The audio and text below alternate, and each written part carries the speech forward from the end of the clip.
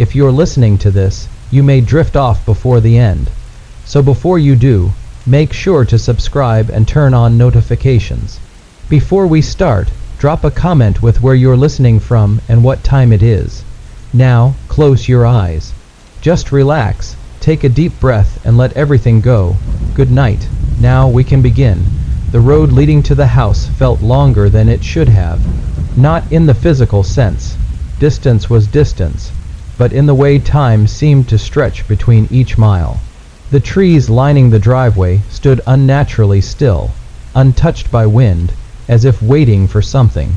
The car's headlights cast long shadows that refused to fade entirely, lingering in the edges of the forest, their shapes twisting slightly when one wasn't looking directly at them. Inside the car, Daniel tightened his grip on the steering wheel. His wife, Claire, sat beside him, scrolling through her phone, her face illuminated by the cool, artificial glow of the screen. In the back seat, their daughter, Lucy, had fallen asleep, her head resting against the window, dark curls spilling across her cheek. "This is it," Claire finally spoke, her voice breaking the strange silence that had settled in the car. Daniel nodded, though something inside him hesitated. The house was massive, its dark wooden exterior soaked in the pale silver of the moon. The porch light flickered once, then held steady, casting a weak glow over the wide, wraparound porch. It was beautiful, far too beautiful for the price they had paid. A property this size, fully furnished, with a history stretching back over 100 years. It should have cost them more than they could afford. But the deal had been simple, too simple. The house had been waiting for them, or so the real estate agent had said, handing over the keys with a knowing smile. Daniel shook off the uneasy thought and stepped out, gravel crunching beneath his feet. The night air was cool, but not biting. Still, it carried something heavy within it, a scent that reminded him of damp wood, old fabric, and something faintly metallic. Claire sighed, stepping out after him. At least it looks better in person. Lucy stirred, stretching, her small voice groggy. "Are we home?"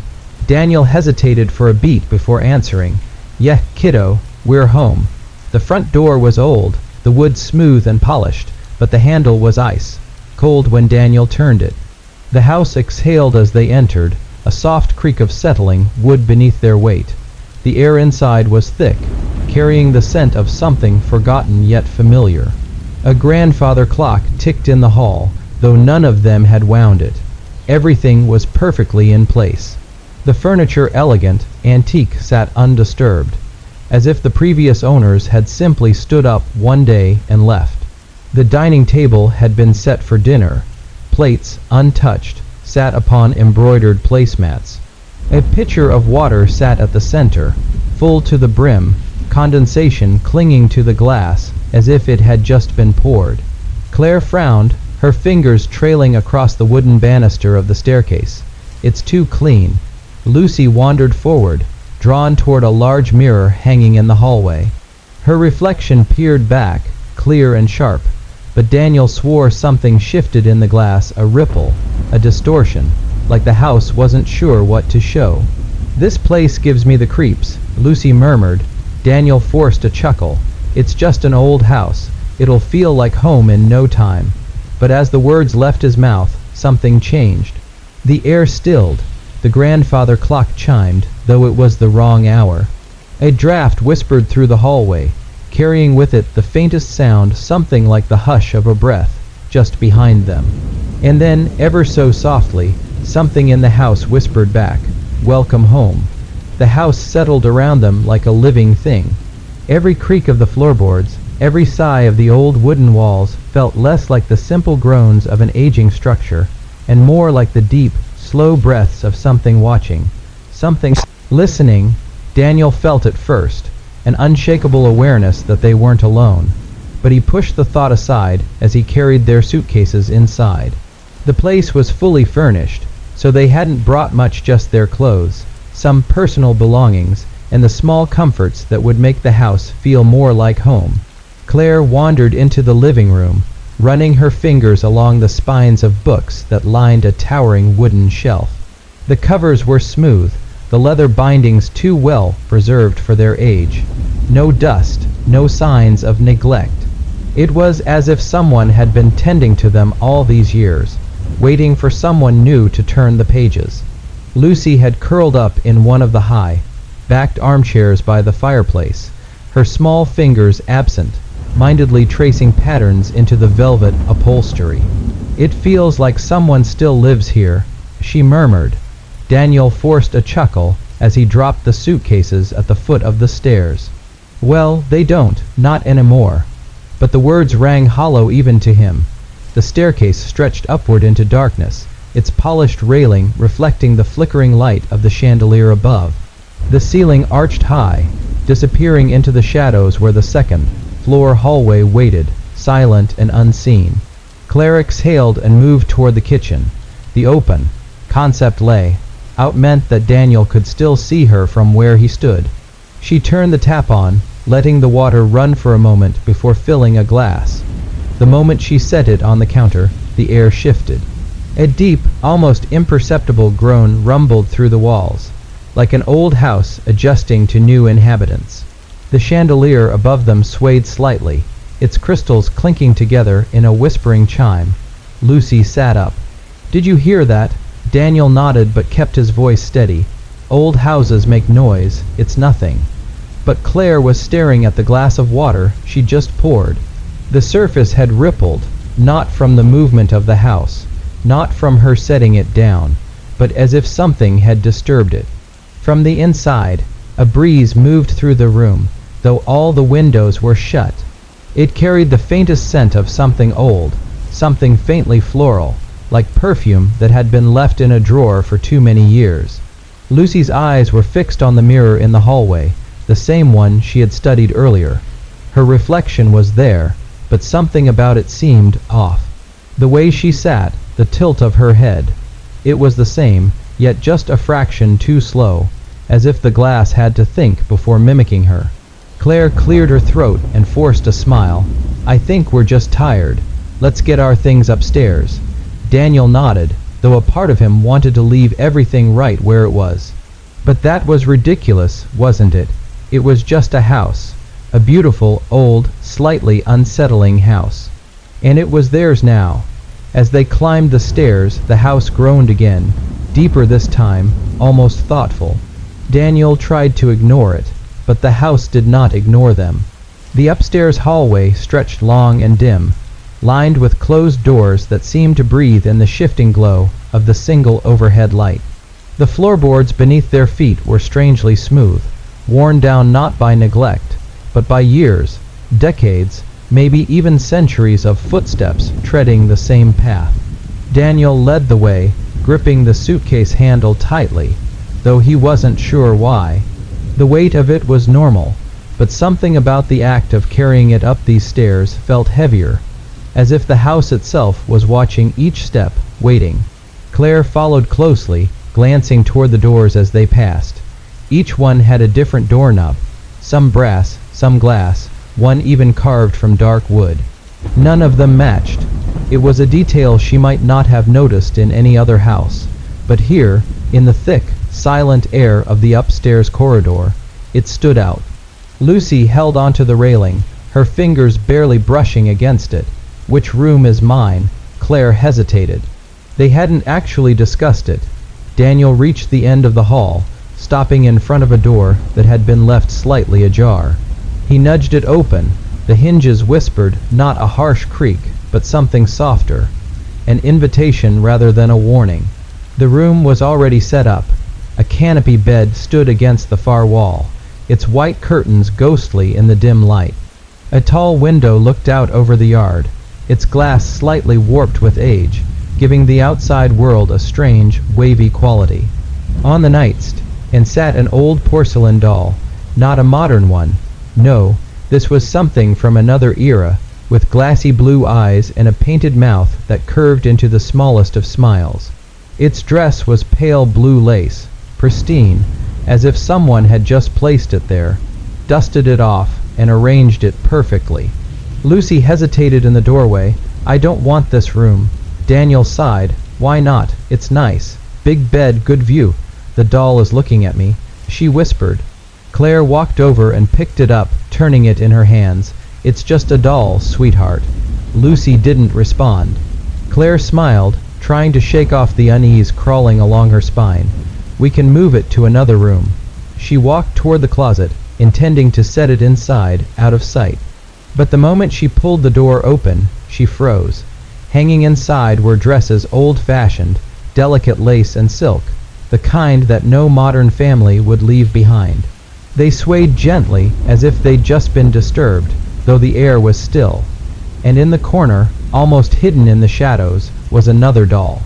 Identical to the one she was holding. Claire's breath hitched.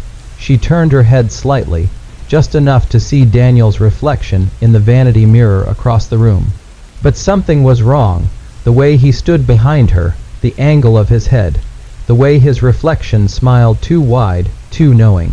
Claire spun around. Daniel was just standing there, normal, tired, unaware. The reflection wasn't smiling anymore. She swallowed hard. "Let's pick another room." Lucy nodded quickly and backed into the hall. Daniel hesitated but followed. Okay, we'll find another one." As they closed the door, the chandelier in the hallway flickered. A soft sound echoed behind them, the barely audible click of a closet door shutting on its own. None of them looked back. The air inside the house had changed. It wasn't something Daniel could explain in words, but he felt it. Something subtle, pressing against his senses, like the faint hum of a machine running just beyond the edge of hearing. Claire led Lucy down the hall, her fingers wrapped gently around her daughter's wrist, guiding her away from the room they had abandoned. The house was large enough to have other choices, but suddenly, the idea of choosing seemed complicated. The second door they tried opened smoothly, revealing a smaller bedroom. It smelled faintly of lavender, as if someone had recently dusted the air with perfume. The bed was made, the curtains drawn, and the walls were lined with bookshelves filled with hardcovers that looked untouched. Lucy hesitated in the doorway. "No dolls," Claire assured her, "just books." The little girl took a careful step inside. Her eyes flickered toward the shelves. The books were old, their spines stiff with age, and their titles embossed in gold lettering. Daniel leaned against the doorframe. "You like reading, don't you?" Lucy nodded, but she didn't move closer. "They smell funny." Claire walked over to the nearest shelf and slid a book free. The cover was embossed with a title in cursive script, "Collected Stories for the Well-Behaved Child." She flipped it open. The pages were blank. Her breath caught in her throat. She flipped through faster. Nothing, not a single word, just smooth, empty pages. Daniel frowned. "What kind of book has no words?" Claire shook her head. She reached for another one, a smaller red volume, its edges lined with gold. She opened it. There, on the first page, was a name, Lucy Harris. The handwriting was delicate, slanted, like the careful script of someone taught penmanship in another century.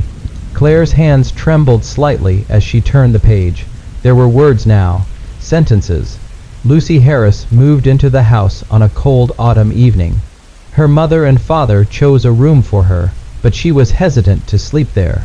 The room had too many eyes. Claire's stomach twisted. "Daniel," he stepped closer, peering over her shoulder. "What the hell is that?" Claire flipped the page again. The story continued. That night, Lucy lay awake, listening. The walls whispered sometimes, just under the sound of the wind. She thought it was the house settling. She hoped it was just the house settling. Claire snapped the book shut. Lucy, who had been watching silently, took a step back. "I don't like it here." Daniel exhaled sharply. "Okay, let's go downstairs." They left the room quickly, shutting the door behind them. The hallway stretched ahead, dim and long, the light at the far end flickering in a slow, rhythmic pattern. As they reached the staircase, Claire heard it, a soft, almost imperceptible rustling. She turned her head, glancing back toward the bedroom. The door they had closed was open again, and on the floor just beyond the threshold, the red book lay open. Its pages turned by an unseen hand, flipping faster and faster, the whisper of paper filling the hall like the sound of hurried breathing. Claire grabbed Lucy's hand and rushed down the stairs. The house let them go, for now. The house breathed. Not in the way a living thing does, but in the subtle shifts of its silence. A creak in the floorboards. A whisper of wind that had no source. A door left ajar when no one had touched it. The Martinez family had been in the house for just over a week, and already it felt less like a home and more like a presence, watching, waiting. That night the rain came in slow, deliberate sheets, tapping against the wide bay windows in the living room. Isabella sat curled up on the couch, the glow of the television flickering across her face. She wasn't watching, not really. Her mind kept drifting to the attic door. It had been closed that morning, locked, she was sure of it. But by the time she'd come back from picking up groceries, it had been slightly open, just enough to reveal the inky blackness inside. She told herself it was the wind, or maybe Marco had gone up there for something and forgotten to close it properly. But the uneasy feeling settled in her stomach like a stone. Upstairs, Marco was brushing his teeth when the light flickered. Once, twice, then darkness. He sighed and reached for his phone, using the glow of the screen to guide him. As he stepped into the hallway, a noise stopped him. A faint, rhythmic tapping, not the rain. This was different. He followed the sound down the hallway, his footsteps muffled by the thick carpet. It was coming from the guest bedroom. He hesitated, then slowly turned the knob. The door swung open with a low groan. Inside, the room was just as they had left it, untouched, pristine. But the closet door was open, and from within its shadowed depths came the tapping. Marco's breath hitched. He reached for the light switch.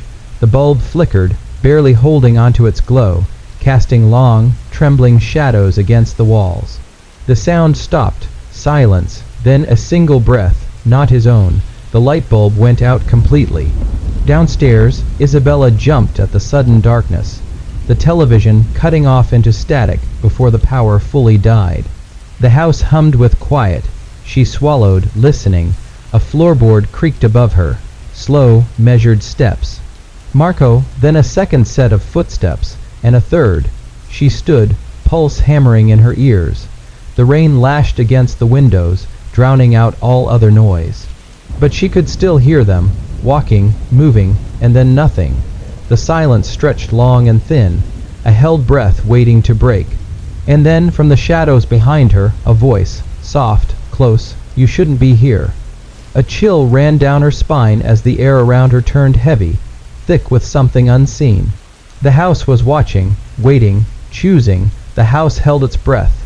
Or maybe that was Isabella, standing frozen in the living room, the weight of unseen eyes pressing against her skin. The voice, the one that had whispered from behind her, was gone, vanished into the silence, but the sensation lingered, curling around her like cold fingers tracing her spine.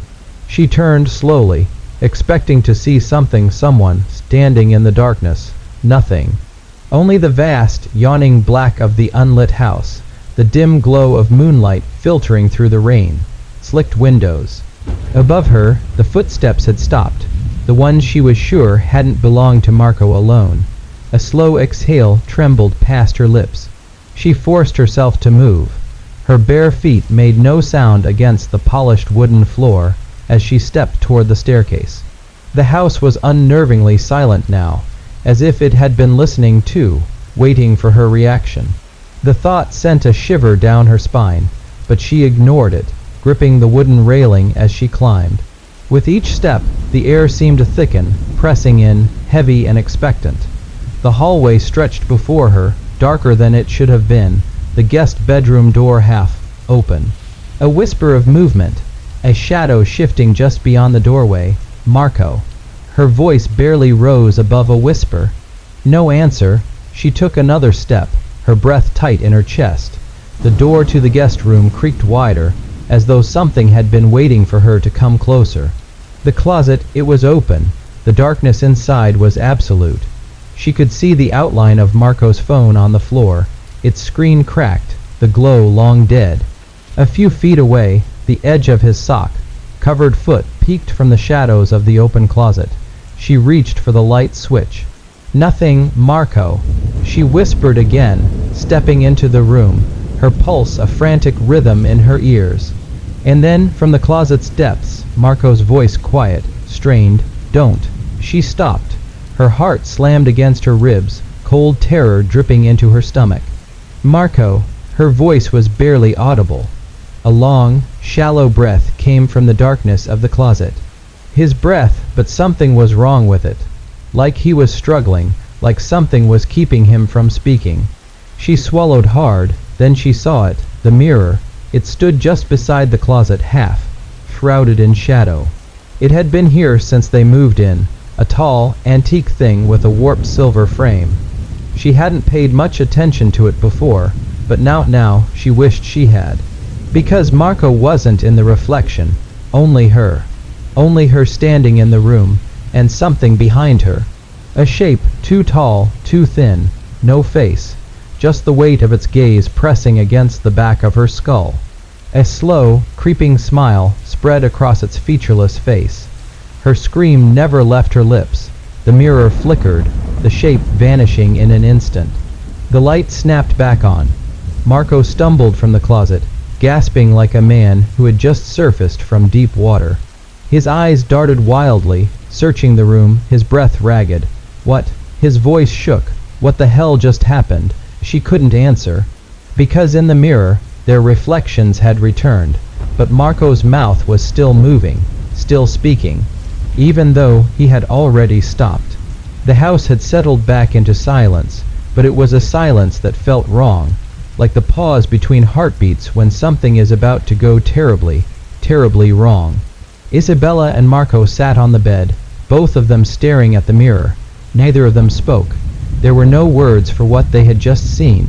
The reflection had been delayed, just for a second, but that second stretched in Isabella's mind like an open wound. She had seen her own face staring back at her, frozen in time, while Marco's reflection had kept moving, talking, mouthing words that never came from his real lips.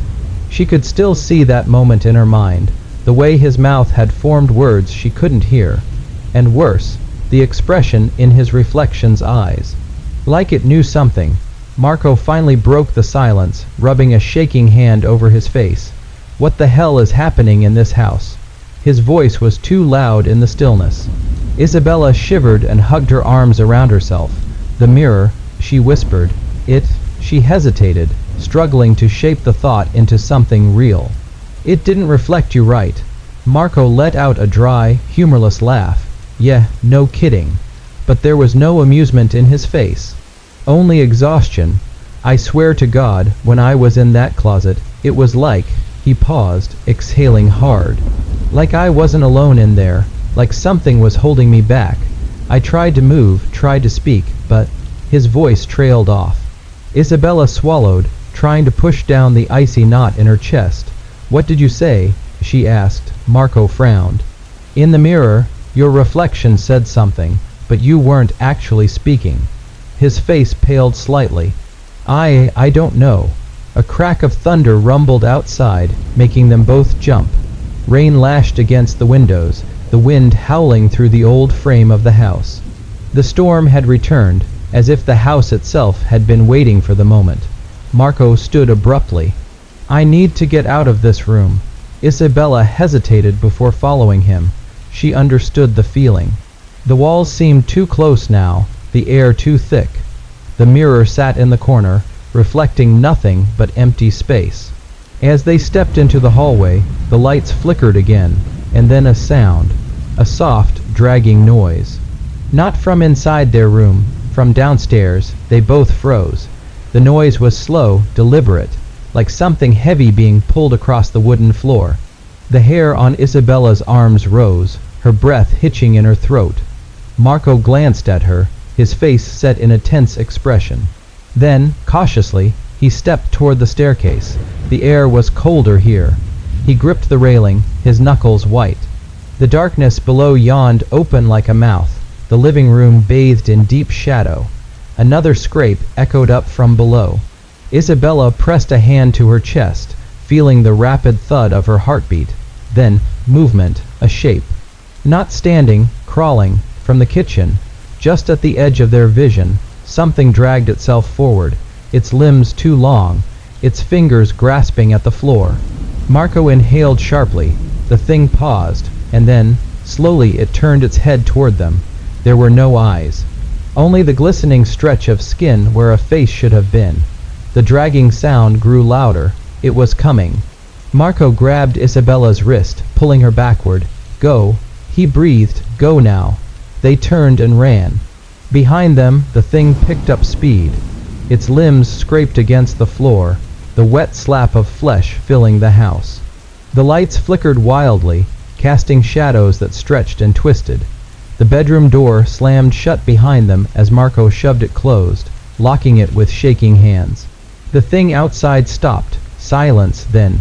3 knocks, slow, deliberate, and then a voice, not a human voice. Something wrong, something cracked and whispering. You belong to the house now. A cold shiver ran through Isabella's spine. Outside, the floorboards creaked as the thing crawled away. But they both knew it wasn't really gone. Not yet. The door stood between them and the thing that had spoken. Isabella and Marco pressed their backs against the wooden frame, straining to hear past the pounding of their own hearts. Outside, the hallway stretched into unnatural silence, broken only by the occasional creak of the old floorboards as the house settled, or as something moved just out of sight. Isabella forced herself to breathe evenly, but the air was thick, heavy, as if the house itself was pressing in on them. Marco's fingers tightened around her wrist, his grip just shy of painful. It talked. She whispered, her voice barely a breath. It talked, Marco. I know. His voice was hoarse, strained. That was the worst part. The thing, whatever it was, wasn't just a shadow in the night, some formless horror lurking at the edges of their vision. It had a voice, and it had spoken to them. You belong to the house now. The words sat like ice in Isabella's stomach. Marco pushed away from the door, running a hand through his hair, his movements tense. We need to get out of here. We tried. Isabella reminded him. Every exit had twisted into something impossible. The front door, warped into a solid wall of wood. The windows, revealing only endless reflections of the house itself, as though the outside world had ceased to exist. Marco shook his head. No, there has to be a way. This house is playing with us, but it's still a house. There's got to be a weak point, a way out. He was trying to sound rational, but Isabella could hear the uncertainty beneath his words. She glanced at the window. Rain streaked the glass, distorting the outside view into strange, shifting shapes. Lightning flashed, illuminating the empty backyard. But something was wrong. The reflection in the window was not their room. She turned, her breath catching. The mirror, the large, antique mirror on the opposite wall, wasn't reflecting them anymore. Instead, it showed the hallway outside their room, except it was empty. She stared at it, her pulse hammering. Marco. Something about the mirror felt different now, not just eerie. Not just wrong, it felt open. She took a cautious step forward. Marco grabbed her arm. What are you doing? Look at it, she murmured. It's not reflecting this room anymore. It's showing the hallway. His brow furrowed, but he didn't let go. So what if it's a door? The words felt ridiculous the moment they left her lips, but deep down, she knew. This house didn't play by normal rules. If it had twisted their escape routes into traps, then maybe, just maybe, it had left them another way out. Marco hesitated, his grip on her arm loosening. Another flash of lightning. The mirror's surface shimmered. And then the door behind them rattled, hard. The sound sent a bolt of fear through Isabella's chest. Something slammed against the wood from the other side, shaking the frame. The thing was back. A second hit, louder this time. Then a voice, closer, wrong, come out. It rasped. Marco yanked Isabella toward the mirror without another word. She braced herself, expecting solid glass, but as they reached it, the surface rippled like water. Her breath hitched as her fingers slipped through the cold, shifting void. No time to think. Marco pushed her forward, and she fell through darkness. For a brief, terrifying moment, there was nothing. No sound, no light, just the sensation of falling without weight, without direction, and then she landed. Hard wooden floor beneath her, a familiar creak in the walls. Her eyes snapped open. She was still in the house. But something was different. The walls weren't the same shade. The furniture was arranged differently. Dust hung in the air, thick and undisturbed, as if no one had lived here for years. Marco groaned beside her, rubbing his shoulder. What the hell just happened?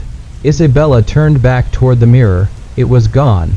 In its place stood a wall, blank and unmarked. No way back. Her pulse raced as she turned in a slow circle, trying to make sense of where they were. The same house, but not. Then she saw it. A photo frame on the mantel.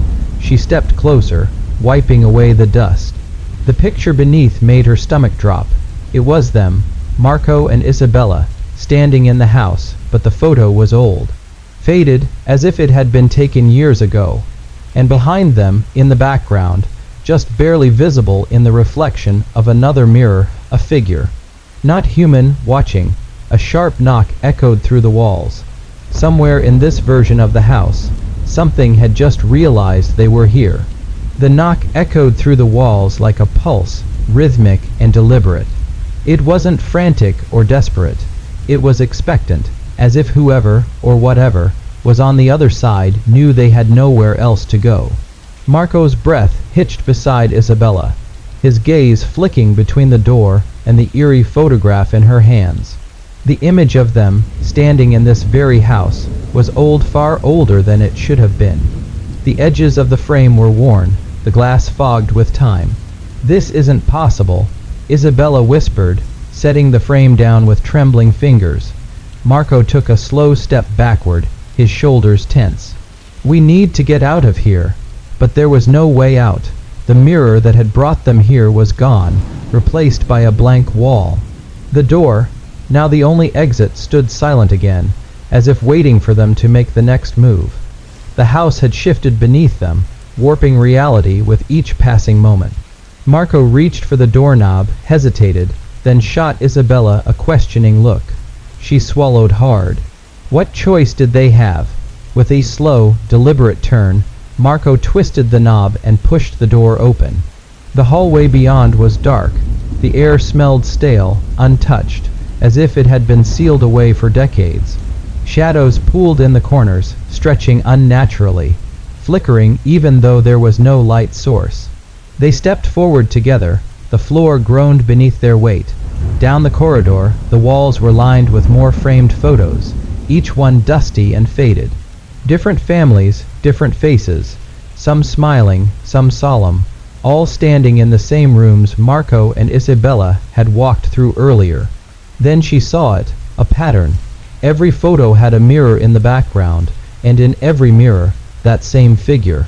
Watching, the hairs on the back of Isabella's neck rose. She could barely make out its features, but the presence was unmistakable. A shape that didn't belong. It wasn't part of the house. It wasn't part of the past. It was something else entirely.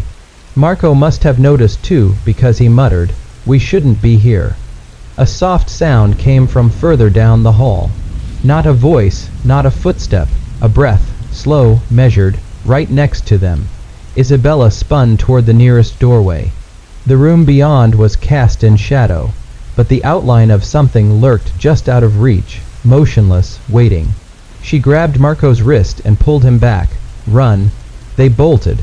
The hallway stretched unnaturally long, twisting, warping around them. Doorways appeared and vanished. The wallpaper shifted, the floral pattern decaying as they passed, peeling into unfamiliar designs. The floor beneath them tilted. The air thickened, and then they stumbled into a new room, a study. Dust, coated books lined the shelves, their spines cracked and brittle. A heavy wooden desk stood in the center, a single candle flickering on its surface. The room felt old, forgotten, but there was something else. A stack of papers lay neatly arranged on the desk, untouched by dust. Isabella's eyes swept over them, heart pounding, names, dozens of names, handwritten, each entry marked with a date. The ink was smudged, some of the older entries faded beyond recognition. Marco leaned in, his voice tight. "Look at the last one." Isabella followed his gaze, the final names on the list. Marco and Isabella Ramirez. The ink was fresh, the date was today. Her stomach turned to ice. She stepped back, her foot hitting something solid. A mirror, it hadn't been there a moment ago. And in its reflection, not their own faces, something else. A shadow standing just behind them, watching and smiling. A gust of wind slammed the study door shut. They were not alone. The mirror's surface rippled like disturbed water, warping their reflections. Marco's breath came in short, uneven bursts as he backed away, but Isabella couldn't move.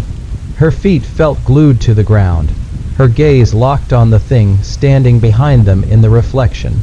It was tall, too tall. Its form was hazy, its edges shifting as though it was made of smoke, yet its presence was suffocating. There was no face, only darkness where features should be, but she knew it was watching them, studying them. Then it reached out, not in the room, in the reflection.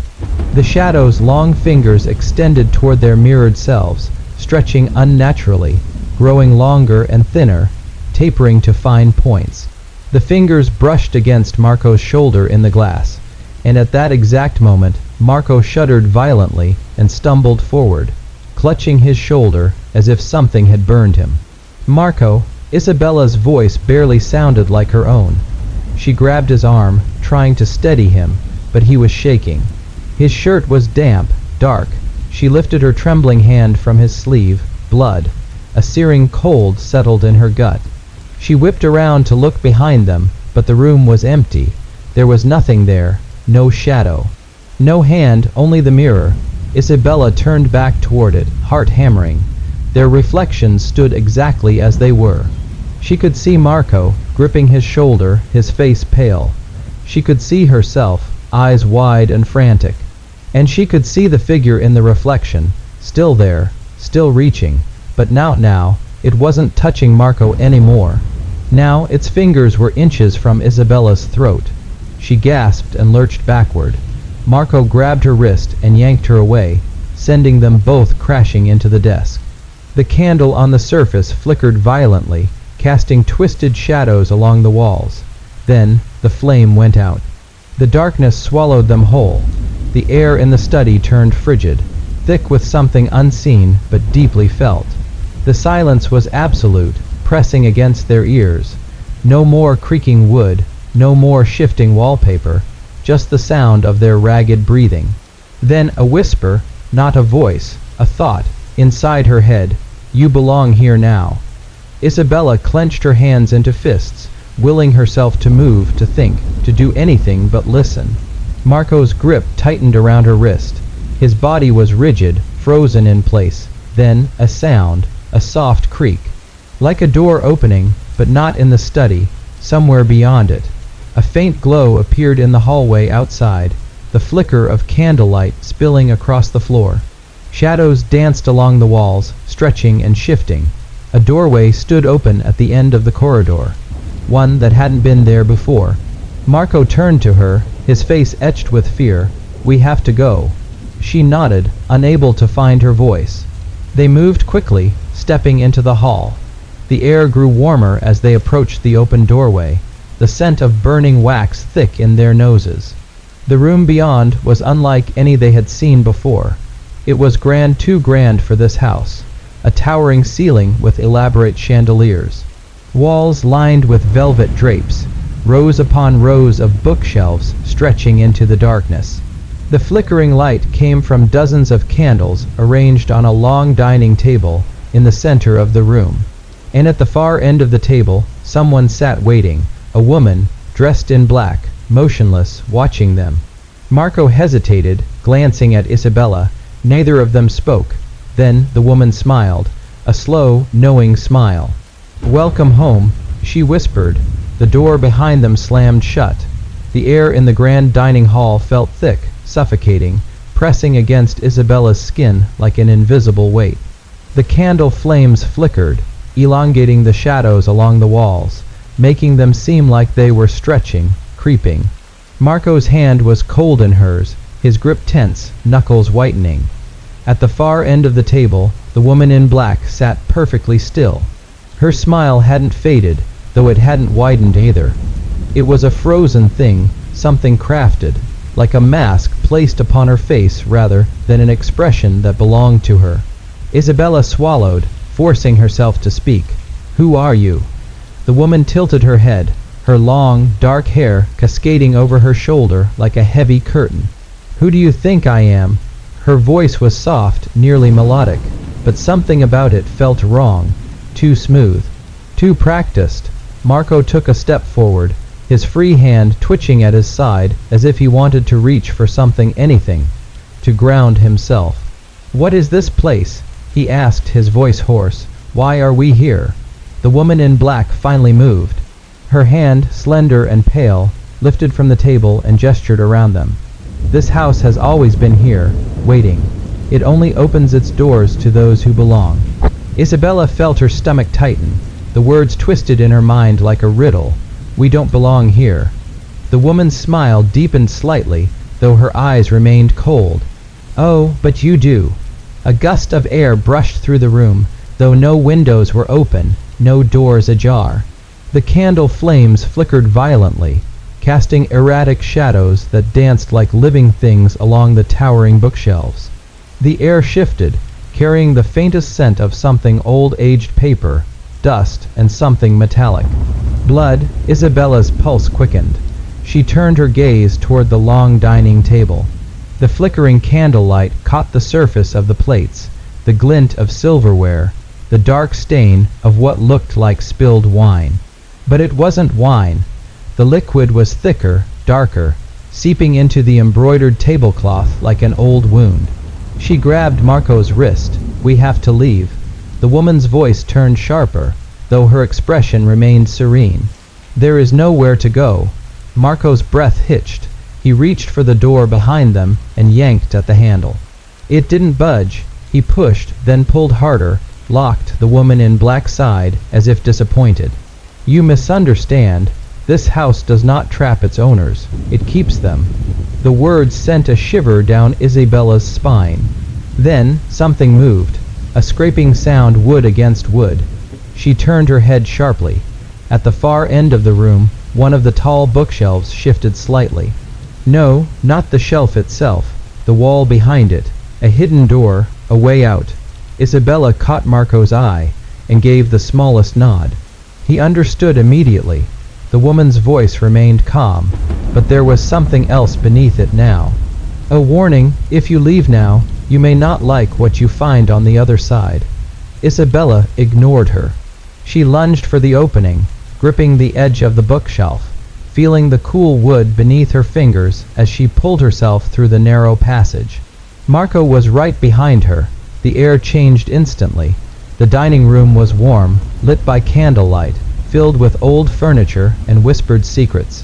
But beyond the hidden door, the house was different, cold, silent. The walls were bare, the air stale. The corridor stretched endlessly in both directions, disappearing into darkness. The ceiling was lower, the walls narrower, the floorboards uneven beneath their feet. Marco exhaled sharply. "What the hell is this?" Isabella pressed a hand against the wall, her pulse racing. "I don't know, but we can't stay." Something clicked behind them. They turned in unison. The hidden door had shut. The woman in black was gone, and now they weren't in the house they had entered, not anymore. A slow, rhythmic sound echoed down the hallway. Tap, tap, tap. Footsteps, not theirs, coming closer. The corridor suddenly felt smaller, the walls closing in. Isabella reached for Marco's hand, gripping it tightly. "We run." He didn't hesitate. They ran. The footsteps behind them quickened. The darkness ahead deepened, and the house, silent and patient, watched. The corridor seemed to stretch endlessly, the darkness thickening as Isabella and Marco ran. Their footsteps pounded against the wooden floor, each impact swallowed by the silence pressing in around them. The air was colder here, almost damp, as if the walls themselves exhaled a chilling breath. Behind them, the footsteps quickened. Tap, tap, tap. The rhythmic sound was deliberate, unhurried, as if whoever, or whatever was following them had no need to rush. It knew they wouldn't get far. Isabella's fingers tightened around Marco's hand, her nails digging into his skin. Faster, she hissed. I don't think this hallway ends, Marco panted. The corridor stretched on like a path leading nowhere. The walls on either side were bare, no doors, no windows, just smooth, cold surfaces that seemed to close in the longer they ran. Then, abruptly, the floor slanted downward. Marco stumbled first, his footing slipping as the incline steepened. Isabella barely had time to react before she felt herself losing balance, her body tilting forward. Gravity took over. They weren't running anymore, they were falling. The air rushed past them, a deafening silence filled only by their rapid breathing and the ever-present tap, tap, tap that never seemed to fade. The darkness consumed everything, then impact. The ground beneath them wasn't wood. It was soft, uneven. Marco groaned beside her, pushing himself up, his breath shaky. Isabella blinked, her vision adjusting to the dim glow around them. The corridor was gone. They were in a room, no a nursery. The walls were covered in old, faded wallpaper, the kind with tiny, cheerful patterns, flowers, stars, dancing animals. But the colors had long since faded, overtaken by the damp that crept along the edges. A crib stood in the center. Empty, the silence was heavier now, pressing against Isabella's ears, against her lungs. Something about this place felt wrong. Not just eerie, but fundamentally wrong. Marco swallowed hard. This place. He trailed off, staring at something near the crib. Isabella turned her head slowly. A rocking chair sat in the corner, facing the wall, and it was moving, not wildly, not in sudden, jerking motions. A slow, steady creak, creak, creak. Someone was sitting in it. A figure, slumped forward, their face obscured by the long, tangled strands of hair hanging over their shoulders. The room felt smaller. Isabella's breath came in shallow pulls. Marco took a hesitant step forward. The figure's head snapped up. Isabella's breath caught its face. Her face. It was Isabella, but not quite. The woman in the chair had her features, her eyes, her mouth. But she looked hollowed out, as if something had drained the life from her, leaving only a shell behind. Her lips were cracked, her skin too pale, too tight against her bones, and she was smiling, not a warm smile, not even a cruel one, just a knowing smile, a reflection of something inevitable. Isabella stumbled back, gripping Marco's arm. We need to leave. The rocking chair stopped moving. The other Isabella's eyes met hers, and then the crib creaked. Isabella turned her gaze downward, her heart hammering against her ribs. A tiny hand was gripping the edge of the crib. A child, or something that once was. The fingers curled slowly, almost experimentally, as if testing movement for the first time. Then a whisper, soft, close, "You were here before." Isabella felt the blood drain from her face. Marco grabbed her hand. Run! The nursery door, which hadn't been there a moment ago, was wide open. Darkness waited beyond. They ran through it, and the house shifted again. The corridor was gone. The nursery was gone. And now, they were somewhere else. Somewhere deeper. Somewhere the house had chosen for them. The air was thick, damp, clinging to Isabella's skin like unseen fingers. She and Marco stumbled into the new space, their breaths coming fast, their bodies still trembling from what they had just seen. The nursery, the crib, the thing that had spoken, it was all gone. But the sensation of being watched had not faded. The room they now stood in was different. The walls weren't wallpapered, but covered in aged, peeling paint, the kind that curled at the edges like dried skin. A single flickering light bulb hung from the ceiling, casting elongated, shifting shadows. The floor beneath them wasn't carpet or wood. It was smooth, cold stone. A basement, somewhere deep, somewhere meant to be forgotten. Marco exhaled sharply, his breath visible in the chilled air. Isabella, where are we? She shook her head, scanning the dimly lit space. There were no doors, no windows. The walls felt too close together, too solid, as if they had been placed here deliberately. The only objects in the room were an old wooden table, a chair, and a long, narrow sheet draped over something in the corner. A body-sized shape. Isabella swallowed, her fingers tightening into fists. "We need to find a way out," Marco muttered, stepping forward cautiously. The light bulb flickered. A sound, a faint, wet shuffling whispered from the darkness beyond their vision. Isabella grabbed Marco's arm. "Wait." The sound came again, a slow, deliberate dragging noise, like something heavy being pulled across the stone floor. It came from beyond the sheet, covered shape. Marco's breath hitched. "There's something else in here." The light bulb flickered wildly. Then it went out. Total darkness. Isabella's pulse thundered in her ears. She reached for Marco, but her fingers met only air. Then a voice, low, raspy, "Do you remember me?" The light returned, dim and unsteady. The sheet had moved. Only slightly, but enough for Isabella to see the curve of what lay beneath. Not an object, not furniture. A person, or what was left of one. She could see the outline of an arm, the ridges of bone visible beneath the fabric. The figure was impossibly still, but something told her it wasn't dead. Not yet. The dragging noise sounded again, closer this time, just beyond her vision. Marco's voice was tight with fear. "We need to." The light flickered again, and in the split second of darkness, the sheet was gone, revealing what lay beneath, a woman, or the remains of one. Her skin was stretched too thin, her lips cracked and curled in a grotesque mockery of a smile.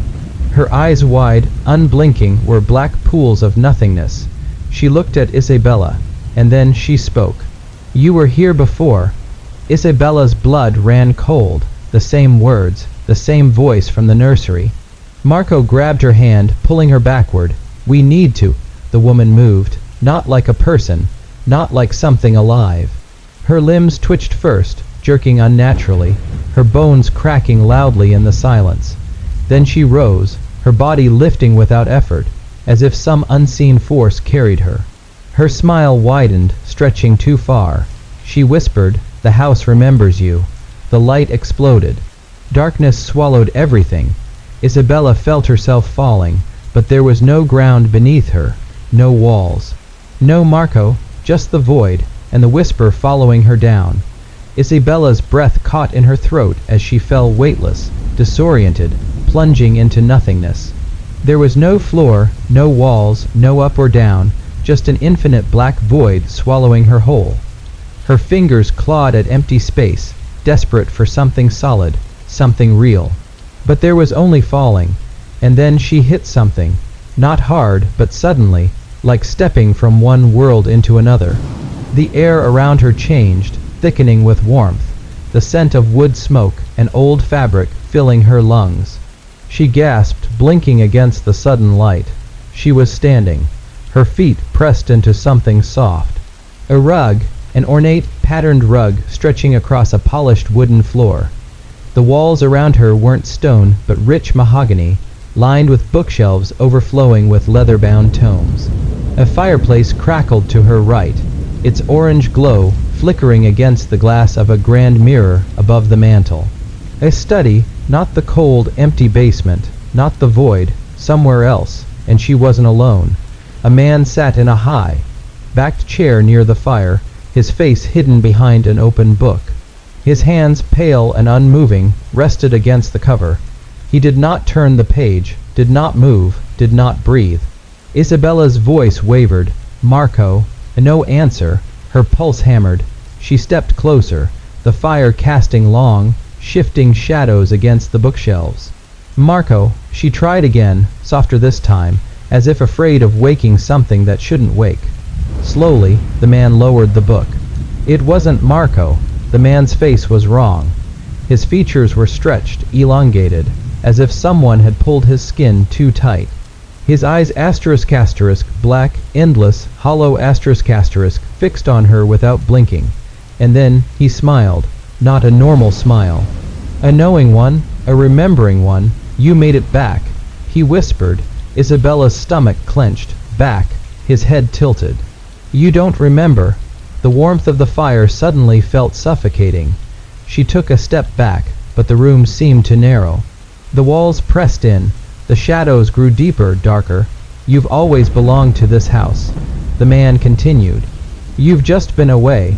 Her head shook instinctively. That's not true, isn't it?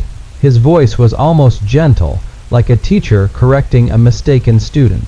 You left once, but the house never forgets, and now... He set the book aside, folding his hands in his lap. You're home. The mirror above the fireplace rippled, like water disturbed by an unseen hand, and Isabella saw herself. Not standing in the study, but somewhere else. A place familiar yet foreign. A version of the house that felt older, darker. The Isabella in the mirror wore a different dress. One she didn't own. Something from another era, another time. Her hair was longer, her face slightly thinner. And behind her, in the mirror's reflection, the man in the chair. Standing right behind her, her real world breath hitched. She spun, but the chair was empty. The man was gone. The room was silent, but the mirror it still showed him standing behind her. And then the reflection smiled. A whisper curling around her like smoke. The mirror's surface quivered, its reflection shifting like a disturbed pond, yet Isabella's own image remained frozen. Her reflection ***, that other her, ***, didn't blink, didn't breathe, and behind her, inside the mirror's world, the strange, elongated man stood motionless, his unreadable black eyes locked onto her. Isabella's pulse pounded against her ribs. She forced herself to turn away from the mirror, but the feeling of being watched didn't fade. The air in the study had thickened, the fire now burning too brightly, the shadows stretching at impossible angles. Something wasn't right. The chair where the man had sat was empty, yet a faint impression remained on the velvet fabric, as if someone had only just stood. The book he had been reading lay open, the yellowed pages marked with a single underlined passage. We do not choose the house chooses us. Her breath came shallow. The words felt familiar. Had she read them before? The fire snapped loudly, sending a spray of embers onto the hearth. Isabella jolted, and her eyes flicked back to the mirror. The reflection had changed. The room in the glass was no longer identical to the one she stood in. The study beyond the mirror was wrong. The bookshelves were bare, the rug threadbare and rotting. The fireplace blackened with old soot, and her reflection was no longer standing still. It was moving, not mimicking her, not following her movements, but acting on its own. The Isabella in the mirror took a step forward toward the glass, her expression unreadable. Her hands rose, and then she knocked, a dull, hollow sound, knuckles against the other side of the mirror. Isabella's breath hitched. The knocking came again, louder. She stumbled backward, colliding with the desk behind her. A candle tipped over, rolling onto the floor. She barely noticed, because her reflection wasn't alone anymore. Behind the mirrored Isabella, something else had appeared, a shadow, a dark, shifting figure, its form indistinct yet terrifyingly present. It loomed behind her reflection, stretching taller than it should be, as if it had always been there, waiting. And then her mirrored self's lips moved, but no sound came through. A whisper, curling in the back of Isabella's mind. "Let me out." Her fingers dug into the edge of the desk. "No." She breathed, though the word felt fragile in her mouth. The mirror shuddered. A crack split down its center, thin, jagged. The Isabella in the mirror pressed her palms against the glass, her eyes suddenly wide with urgency. The shadow behind her moved, its arms *** long, impossibly long *** rose, reaching, and Isabella's reflection did something she wasn't expecting. It screamed, silent but desperate, a plea, a warning, a demand. The crack in the mirror widened. The whisper came again, this time from all around the room, curling through the air like smoke. "You must let her out." Isabella's heart pounded against her ribs. No, this wasn't right. This wasn't real. She turned, ready to flee the study. The door was gone. Her breath hitched. She spun back. The mirror had changed again. The reflection was gone, and where there had been cracks before, now there was only darkness, like an open doorway. Like an invitation, something moved inside the blackness. Something stepped forward. Isabella stumbled backward, pressing against the wall. The air was suffocating now, thick with something unseen. The shadow in the mirror it was stepping through. And then the whisper returned, curling like smoke in her ear. The darkness inside the mirror swelled. It was no longer a reflection, no longer a pane of glass. It was a doorway, stretching into something vast, something that should not exist. Isabella could not move. Her body was frozen, her breath shallow. Her mind screamed for her to run, to tear herself from the spot, but her legs remained locked in place. Because something was stepping through, a figure, shrouded in blackness, its form shifting like a mass of thick smoke. The closer it came, the more defined it became, limbs stretching into existence, fingers too long, a face still hidden in shadow. A low hum filled the room, vibrating in her chest. The house was awake. The thing in the mirror tilted its head as if studying her. And then it took a step onto the floor. The temperature dropped. A sharp, suffocating cold that wrapped around Isabella's throat like unseen hands. Her breath came in small, uneven gasps. The fire in the hearth died instantly, plunging the room into an unnatural twilight. The candle on the desk flickered wildly before snuffing itself out. No, this was wrong. She tried to move, her hands gripping the desk behind her. Fingers pressing into the old wood, the figure shifted. And then it spoke, not aloud, not with a voice. The words arrived in her head, whispered directly into her thoughts. "You see me now." A cold wave of nausea rolled through her. You should not have looked. Isabella forced herself to move, to run, anywhere, out of this cursed room, away from the thing that had stepped out of the mirror, but as soon as she turned, she realized there was nowhere to go. The study was not the study anymore. The bookshelves were no longer lined with books, but with things. Strange, unrecognizable objects, small trinkets that pulsed faintly, as if breathing. A pocket watch with hands that spun too fast.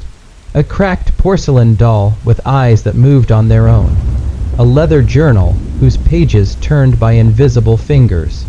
The window that had once overlooked the quiet street below was now nothing but solid blackness. There was no outside anymore. A sharp creak echoed behind her. Isabella turned back. The figure was closer. It no longer looked quite human. The limbs were too long, the body stretching in unnatural ways. It was studying her, as if deciding something. And then, "It is time," the voice inside her head whispered. A flicker of movement. The mirror door had not disappeared. It still stood there, no longer cracked, but wide open. And inside was her reflection, the real her. Her own terrified face staring out, hands pressed against the other side of the glass. Her own mouth moving, screaming, though no sound reached through. She was still inside. The thing standing in front of her wasn't her. The realization crashed into her like ice water. She wasn't the one who had stepped through. She had never left the mirror. Her body trembled. She took a step forward toward herself, toward the real Isabella trapped inside. The shadow figure moved in front of the mirror, blocking her path. The whisper came again, curling in the air around her. "Stay." Isabella's pulse pounded in her ears. No, she lunged forward. The mirror shattered. The room vanished, and then everything was darkness. A voice, distant yet near, wrapped around her, sinking into her mind like silk. The darkness was not empty. It breathed. A heavy silence wrapped around Isabella like thick velvet, pressing against her skin, her chest, her throat. She was standing, or maybe floating, she could no longer tell. There was no floor beneath her, no walls around her, just endless, swallowing black. Her mind scrambled for logic, for something real to hold on to. The last thing she remembered was the mirror shattering. 1,000 shards of glass suspended in the air like frozen rain. And then everything had collapsed. She wasn't in the house anymore, Or maybe she was. Maybe the house had simply changed again. A flicker, far in the distance, something moved, not light, not a figure, just a present, something shifting beyond the veil of blackness. She turned slowly, the sensation of movement strange in the weightless void. And then a whisper, not words, not sound, something older, something deeper.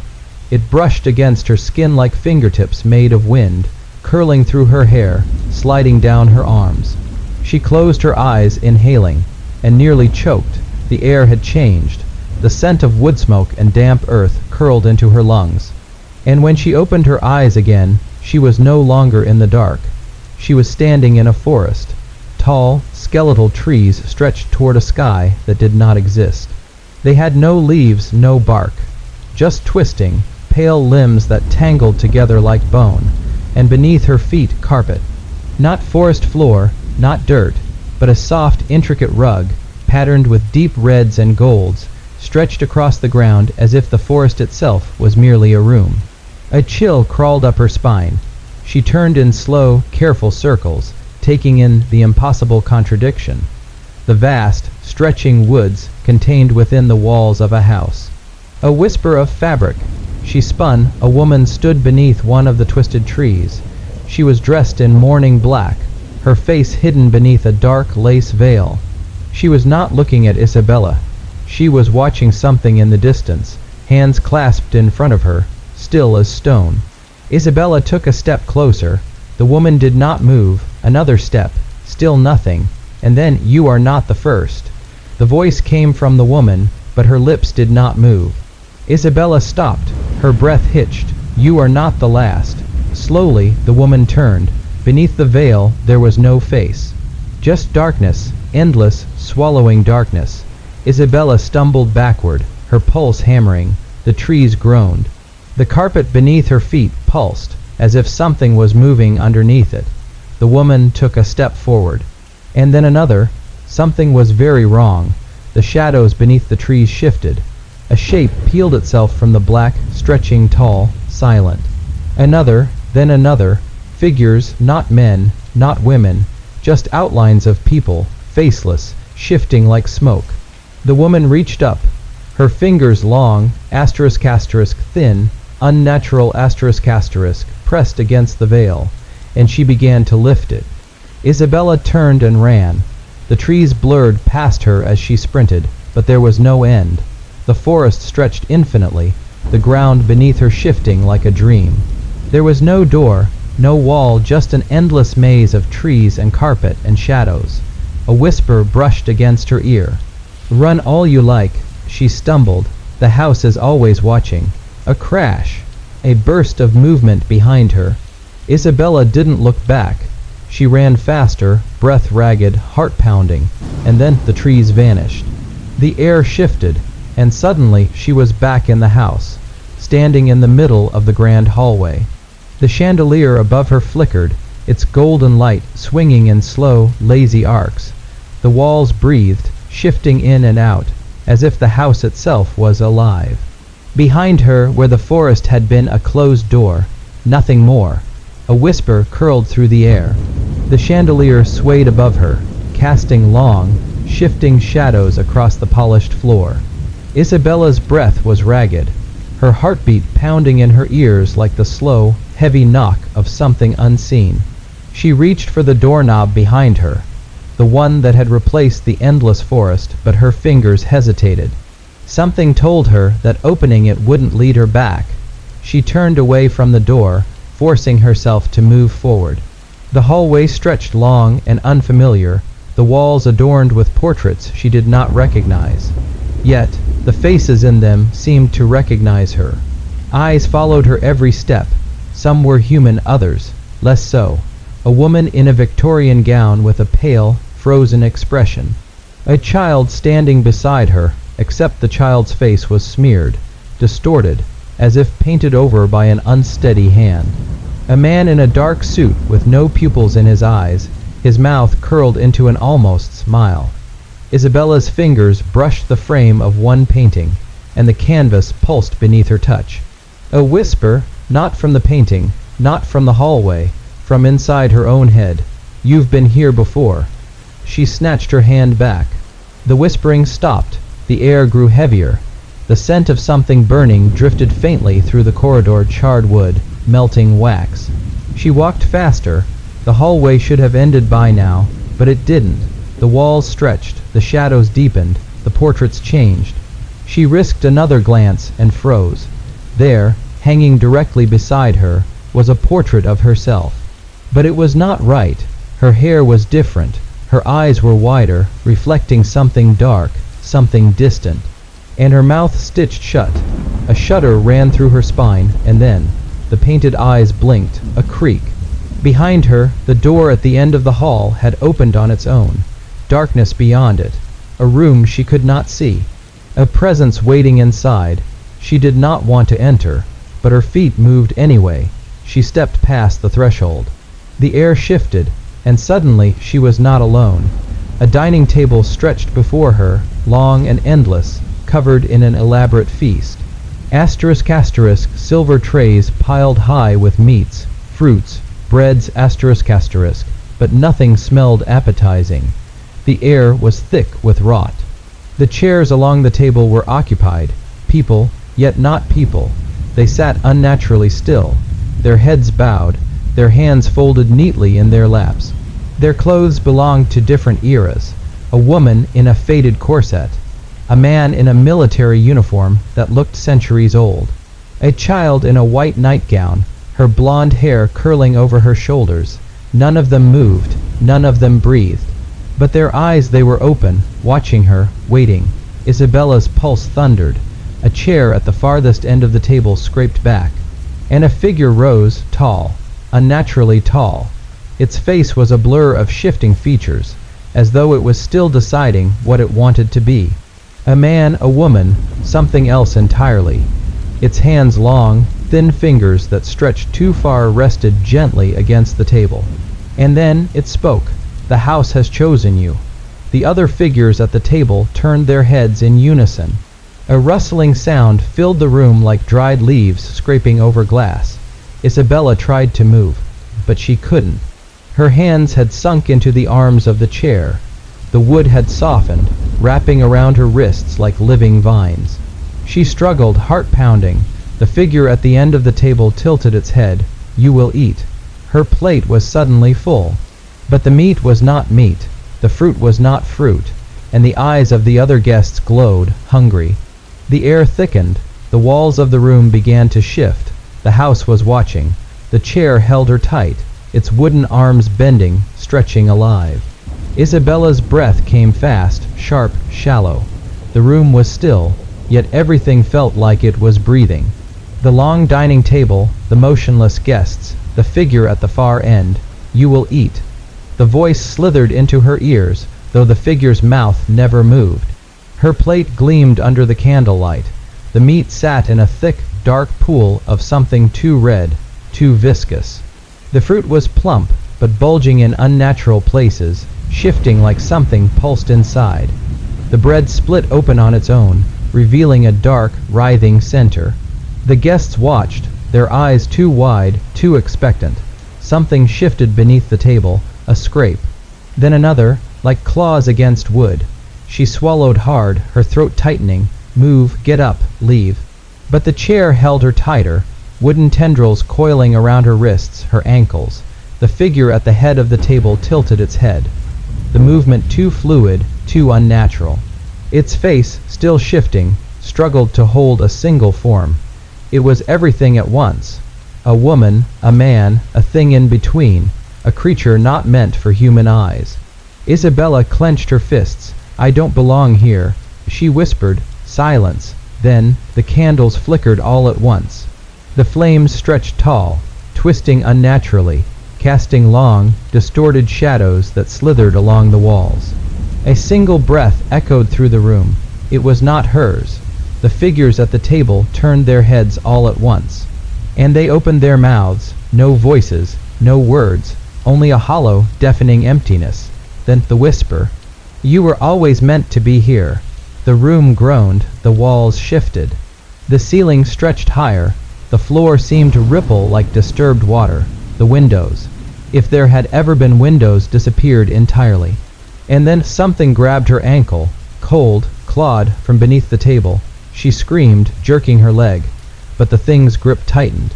Then another hand, and another. Thin, elongated fingers crawled over her legs. She kicked, thrashed. The guests remained motionless, watching, waiting. The figure at the end of the table finally moved. It stepped forward, its hands too long, hovered over the table. Its voice came from everywhere, "You must eat." A single candle snuffed out, then another and another, until only one remained. The shadows thickened, and the hands beneath the table pulled her down. Darkness swallowed her whole. A silence so dense it felt like she had been buried beneath the weight of the world. No air, no sound, no direction, just the raw, suffocating grip of something unseen. Then whispers, not words, not voices, but something older. A chorus of hunger. Isabella struggled, but there was no floor beneath her feet, no walls to push against. Just a bottomless void that clawed at the edges of her mind, unraveling her thoughts like loose thread. She wasn't alone. Something moved in the darkness. It pressed against her skin, cold, damp, shapeless. A breath or something like it brushed against her ear. Eat. A sharp metallic clatter. A plate. A fork. A knife floating, suspended in nothingness. Then light.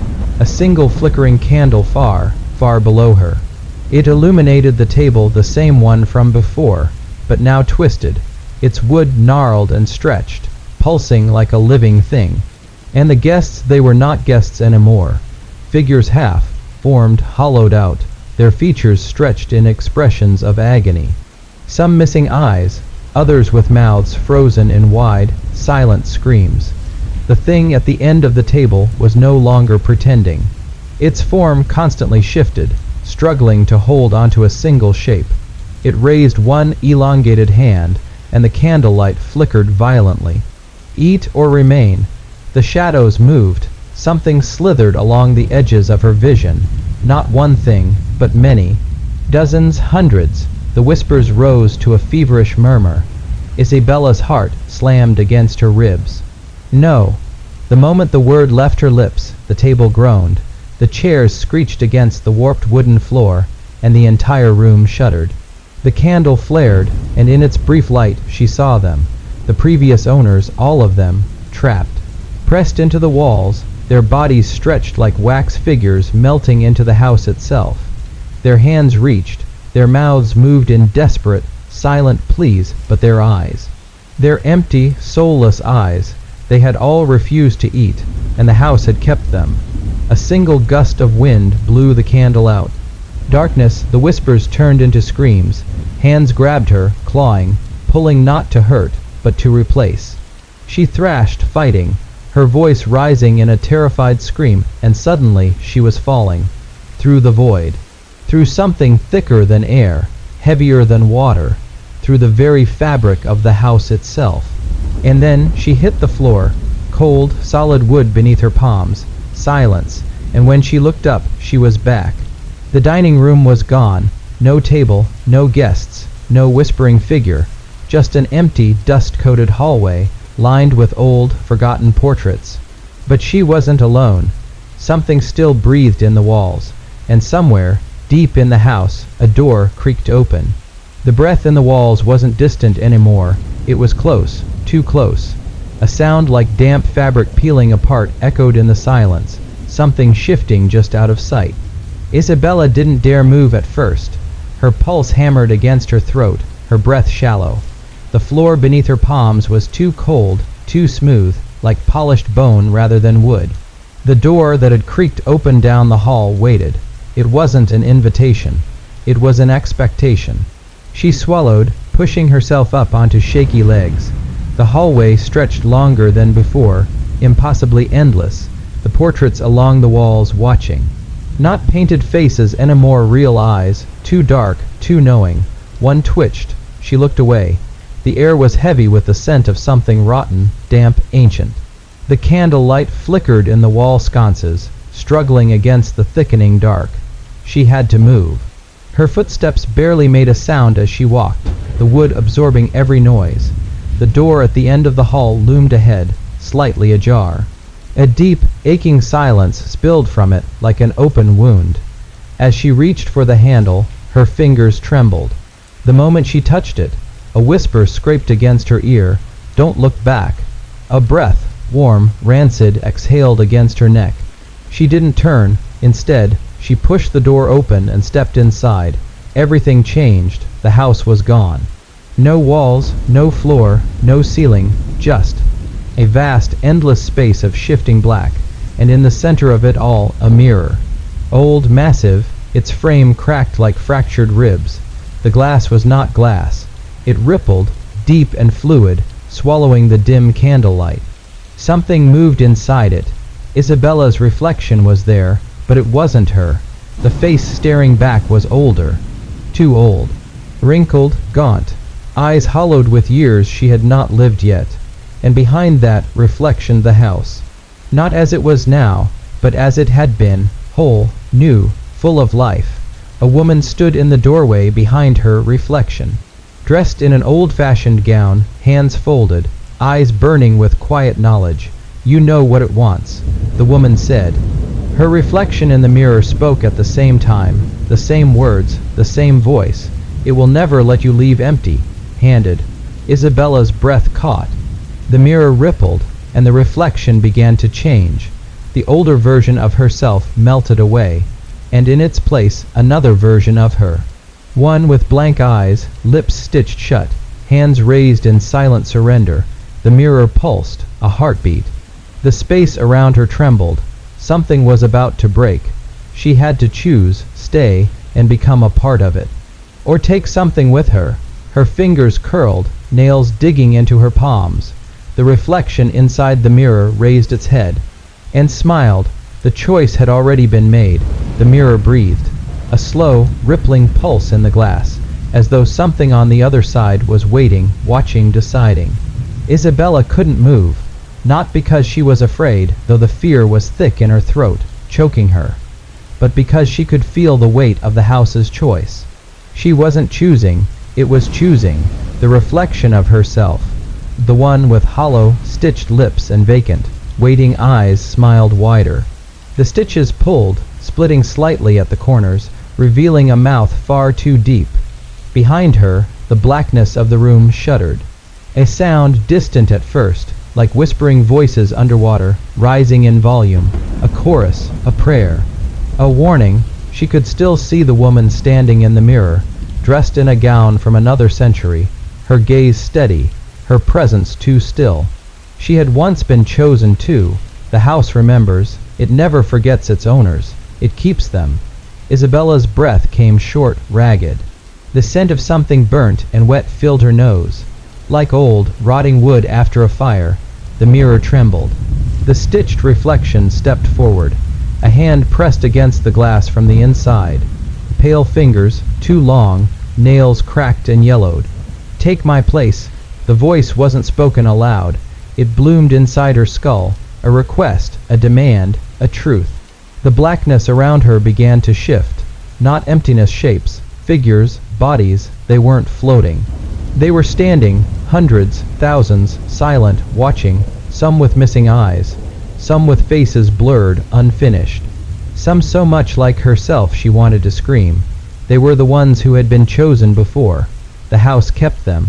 And now it wanted her. The woman in the gown did not move.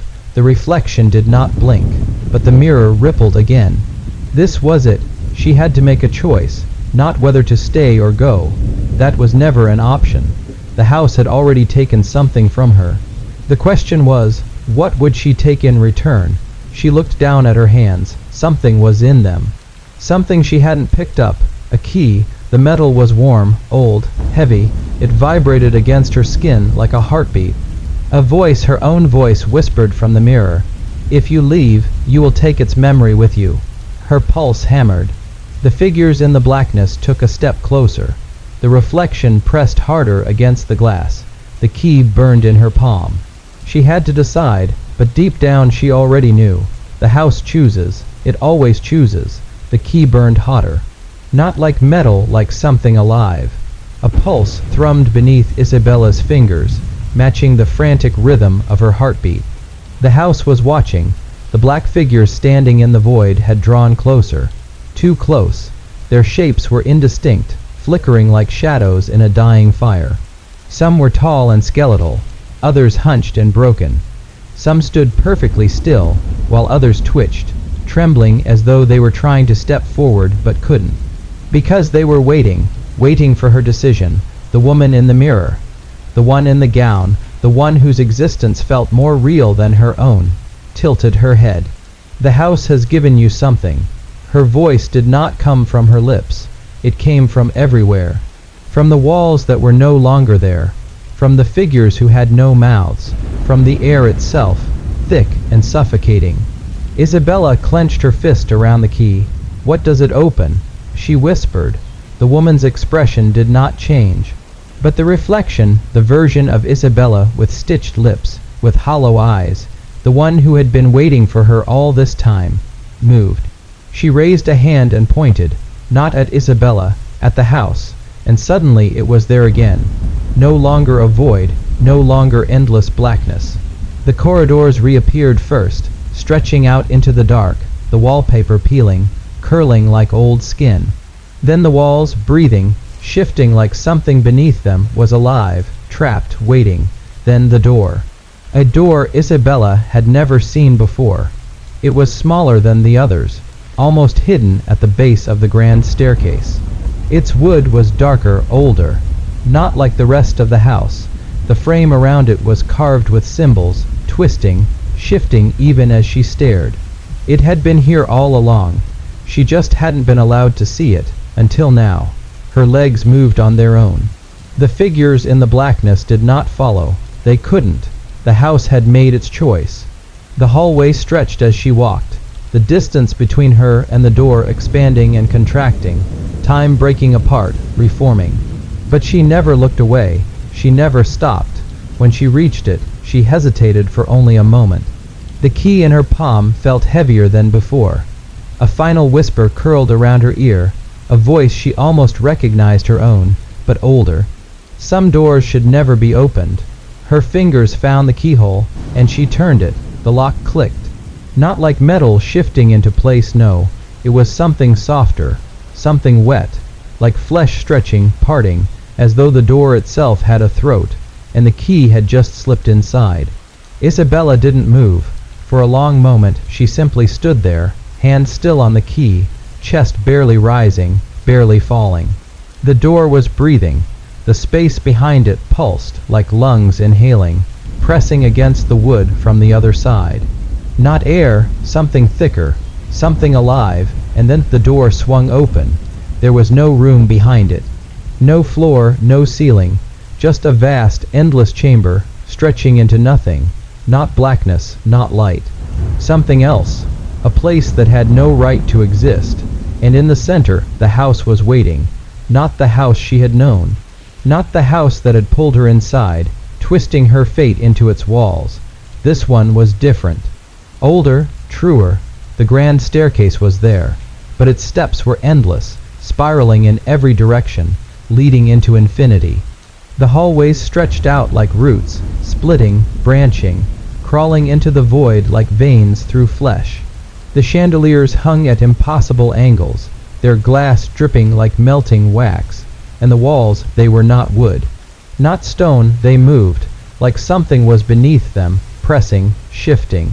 Shapes rippled through the surface, long fingers dragging down the wallpaper, pressing against it like skin stretched too thin.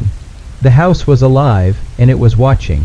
Isabella took a step forward. The walls exhaled. A soft sigh, like the house had been waiting for her to arrive.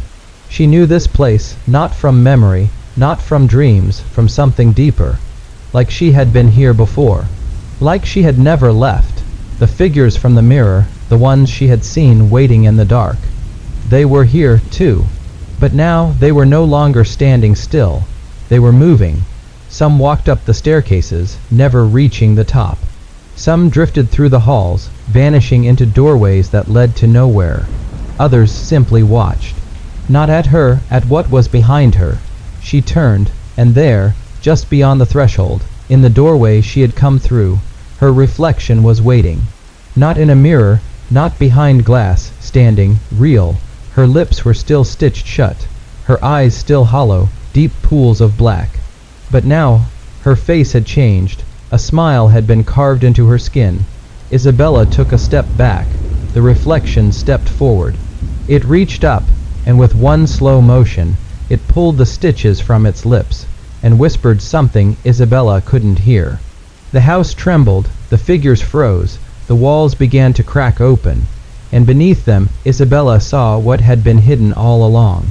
The walls split open, not like wood breaking, not like plaster crumbling. This was different. It was organic. A slow, wet tear, like flesh parting under an unseen blade.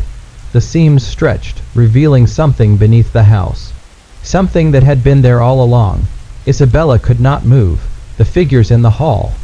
The ones that had lingered in the edges of mirrors, shifting behind glass, they were no longer ghosts. They had weight now, presence. Their forms no longer flickered, no longer shimmered between here and somewhere else.